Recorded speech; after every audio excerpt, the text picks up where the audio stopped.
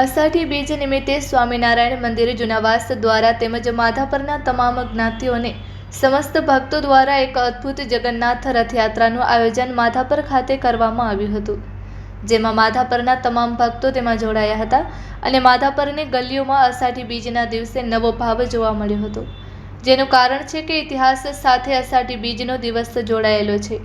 અષાઢી બીજ એટલે કચ્છી નવું વર્ષ। ભગવાન જગન્નાથના રથને છેલ્લા 10 દિવસથી કાર્યકરો દ્વારા શણગારવામાં આવ્યો હતો।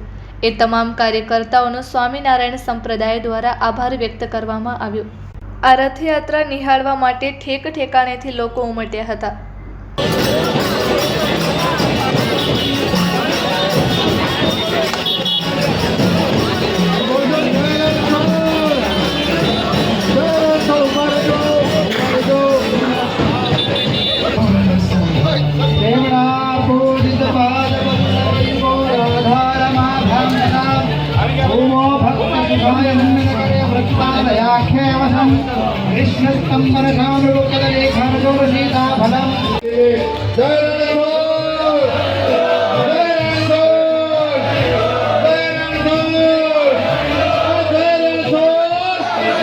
સ્વામિનારાયણ મંદિર જુનાવાસ દ્વારા તેમજ સમસ્ત માધાપર તમામ જ્ઞાતિઓ તમામ ભક્તો દ્વારા ધર્મપ્રેમી જનતા દ્વારા એક અદ્ભુત જગન્નાથ રથયાત્રાનું આયોજન આ માધાપર ખાતે કરવામાં આવ્યું છે। અદ્ભુત રીતે આખું ગામ માધાપરામાં જોડાયું છે અને એક નવો જ ભાવ આજે માધાપરની ગલીઓમાં જોવા મળ્યો। એનું જો કોઈ કારણ હોય તો ઇતિહાસ સાથે આજનો દિવસ જોડાયેલો છે। વિશેષ વાતો કહીએ તો સૌથી મોટી અને મહત્ત્વની વાત તો એ છે કે આજે કચ્છી નવું વર્ષ છે। કચ્છી નવું વર્ષ અને જગન્નાથ ભગવાન, આજે કચ્છી નવા વર્ષના દિવસે જગન્નાથ ભગવાનની રથયાત્રા।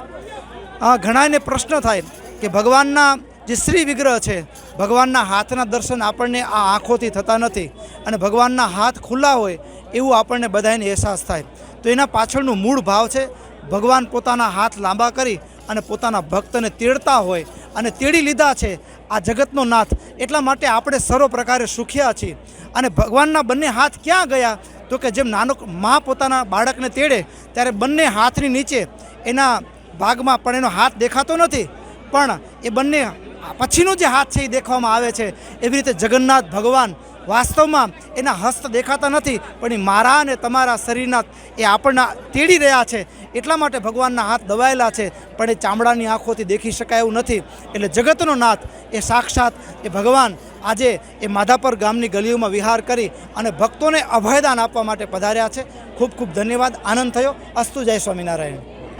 આજે અષાઢી બીજ રથયાત્રા માધાપરની પ્રથમ વખત નરનારાયણ મંદિર ત્રાબાનું માધાપર જુનાવાસ પ્રસાદીનું મંદિર એના સૌજન્યથી આજે આ પ્રથમ વખત રથયાત્રાનું આયોજન હતું।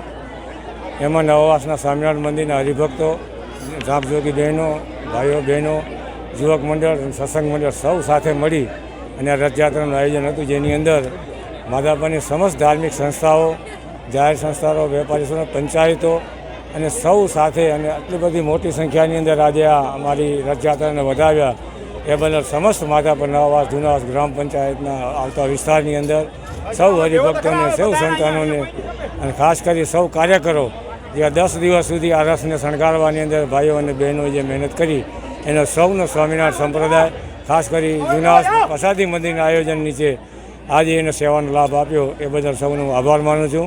ફરીથી નવાસ સ્વામિનારાયણ મંદિરના ટ્રસ્ટી મંડળ, શ્રી પ્રસાદી મંદિર જુનાવાસના ટ્રસ્ટી મંડળ સૌ સાથે મળી અવારનવાર સારા પ્રસંગોની અંદર સૌનો હરિભક્તોનો સાથ સહકાર મળે એવી આપના માધ્યમથી સૌને અપીલ કરું છું।